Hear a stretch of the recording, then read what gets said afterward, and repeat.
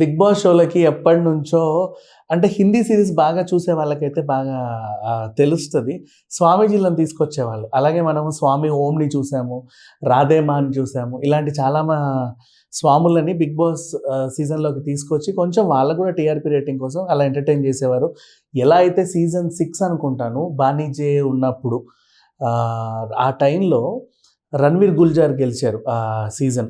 అప్పుడు స్వామి ఓం అరాచకాలు మనం చూసాం. టాయిలెట్‌ని అందరి మీద చిలకరించడం, వాళ్ళ వస్తువులన్నీ దొంగతనం చేయడం, హౌస్ అంతా చిందరవందర చేయడం, ఎంత సల్మాన్ ఖాన్ ఎన్ని వార్నింగ్‌లు ఇచ్చినా మారకపోవడం ఇలాంటివన్నీ చూసాం.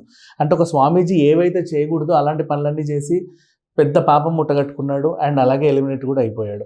ఆ తర్వాత చాలా రోజులకి మన తెలుగు బిగ్ బాస్‌లో హేతువాది బాబు జోగినేని గారిని తీసుకోవడం జరిగింది. అది 'నాని' గారి సీజన్ 2లో. ఆయన కూడా కొన్నాళ్ళ పాటు ఉన్నాడు. ఒక 6, 7 ఆల్మోస్ట్ 7-8 వరకు వచ్చాడు. తర్వాత ఎలిమినేట్ అయ్యాడు. బానే ఉంది. అండ్ నెక్స్ట్ ఇలా బయట నుంచి స్వామీజీలను తీసుకురావడం కొత్తేం కాదు. ఇప్పుడు మన బిగ్ బాస్ ఓటీటీ 3 అవుతుంది. మన ఆన్‌లైన్‌లో స్ట్రీమింగ్ అవుతుంది జియో సినిమాస్‌లో. దాంట్లో ఏంటంటే ఒక టారో రీడర్‌ని తీసుకొచ్చారు.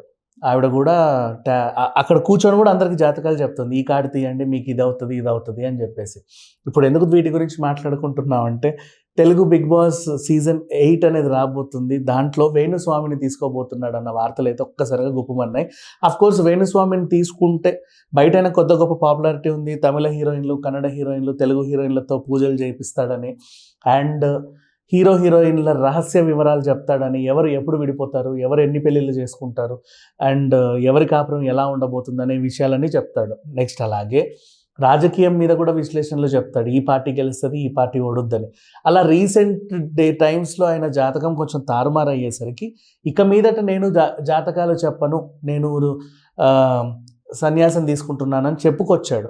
అయినప్పటికీ కూడా చిల్లాచితిగా పూజలు చేస్తున్నాడు.